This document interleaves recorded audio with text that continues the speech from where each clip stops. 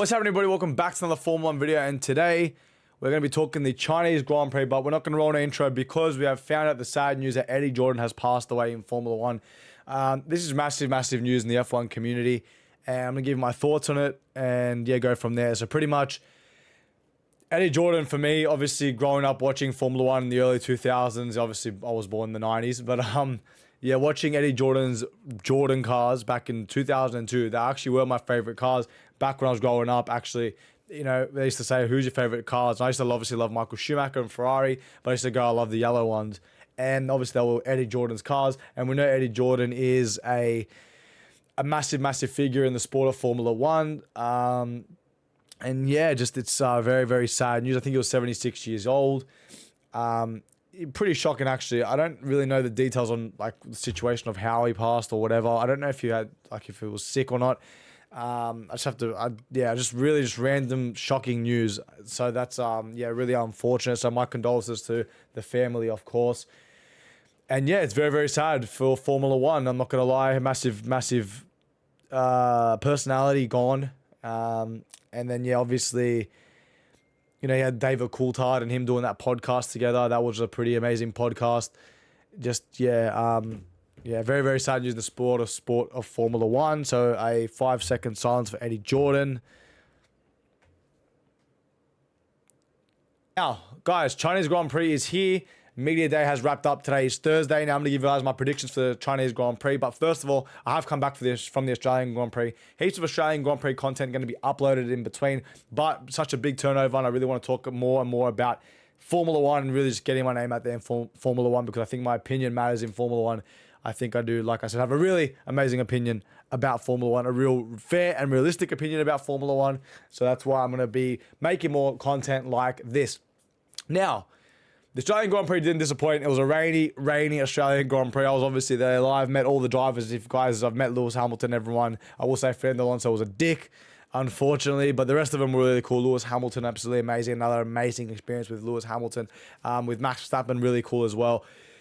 These drivers, absolutely awesome, absolutely insane, and the Australian Grand Prix was absolutely amazing. Didn't have time to make any content on my side in the sense of making prediction videos and stuff like that because I was really busy chasing Formula 1 drivers, chasing for their autograph and signatures on the mini helmets. As you guys know, I make mini helmet videos. But Australian Grand Prix was amazing.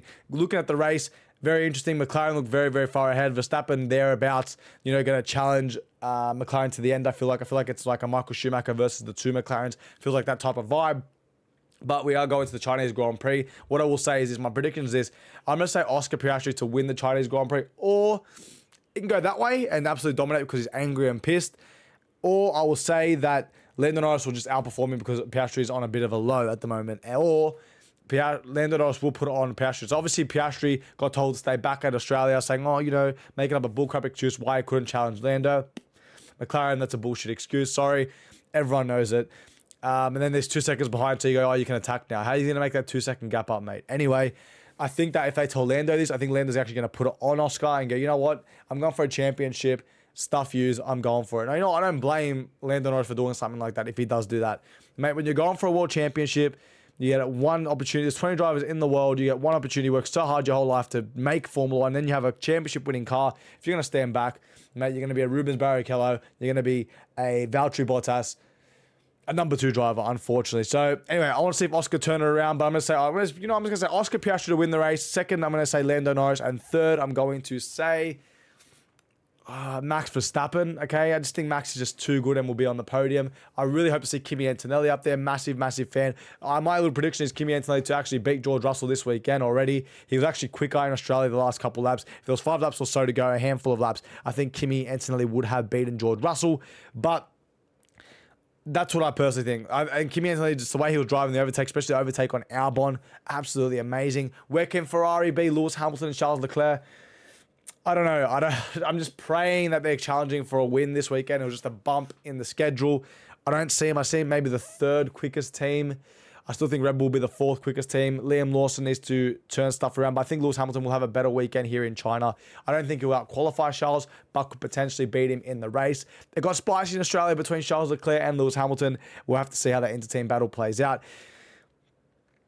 Liam Lawson, I highly rate him. I always said that by the end of the season, he'll be a 10th off Max Verstappen. I'm putting it on the record here now. I know he had a really bad Australian Grand Prix, but I think that he'll be more up there. I think he'll be at the lower end of the top half of the grid because Max is obviously flying at the moment, even though the car is terrible. But I will think will be an improvement from Liam Lawson. Looking at Isaac Hajar and Yuki Tsunoda, I think Yuki will have a good weekend, but I think Hajar will step it up after, you know, crying and stuff like that in the really upsetting moment. Him spinning on the formation lap.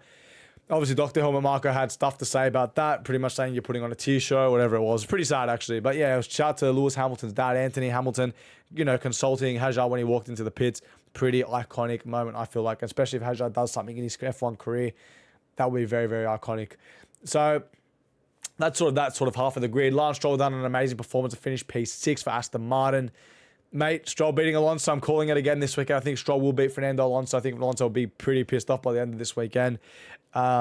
We'll see what happens. I'm going to go Team Stroll ahead of Fernando, and I think Stroll will get points once again. I don't think any of the Sauber guys will get points this weekend. I think Bortoleto will beat Hulkenberg in qualifying and the race. I just think the race trim with the rain sort of put Bortoleto under pressure. But I do think that he will beat Nico Hulkenberg. And an amazing drive from Nico Hulkenberg in Australia. I will give him that. We have the Alpines, Jack Doohan and Pierre Gasly. I will say that Jack Doohan needs to perform. Colapinto is going to be there in the shadows. I think he will perform. I think that if it's a dry race, we will see Jack Doohan performing. Do I think he's going to beat Gasly? No, this weekend. But I am optimistic and I hope he can. So you know what? My feeling says no, but I'm going to say yes, he is going to beat him. So that's where I'm going to go from there. Jack Doohan to beat Pierre Gasly. Will Jack Doohan get points? Might sneak 1 point in 10th. We're going to have to wait and see. Depends on retirements and things like that. But come on, Jack Doohan to beat Pierre Gasly. Let's see what happens. At the back end of the grid, Behrman and Ocon. Behrman needs a really clean, good weekend. I don't think they're going to be challenging for anything. I think it's going to be Behrman versus Ocon right at the back. The Haas looks very, very slow unless they can turn something around in less than a week. But I highly doubt it. But I still think Ocon will get the better of Ollie Behrman. Williams really need a good weekend this weekend with Carlos Sainz and Alex Albon. Obviously, Alex done a really good job. Carlos Sainz obviously crashing out, not good at all. So we'll see what those two can do. It's going to be very, very interesting to see.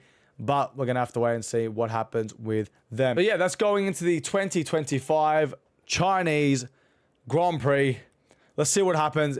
Let's hope that Ferrari can turn something around and actually get a win just to make the Grand Prix interesting. George Russell always sneaking in a third place, really consistent on points. I think Antonelli's going to beat him this weekend. Let's bring on and roll on the Chinese Grand Prix.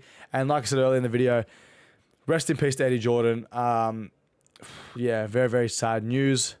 Anyway, thank you guys for watching. Hope you guys did enjoy. I'll speak to you guys during the course of the Chinese Grand Prix, and I'll see you guys in the next Formula 1 video. Thank you.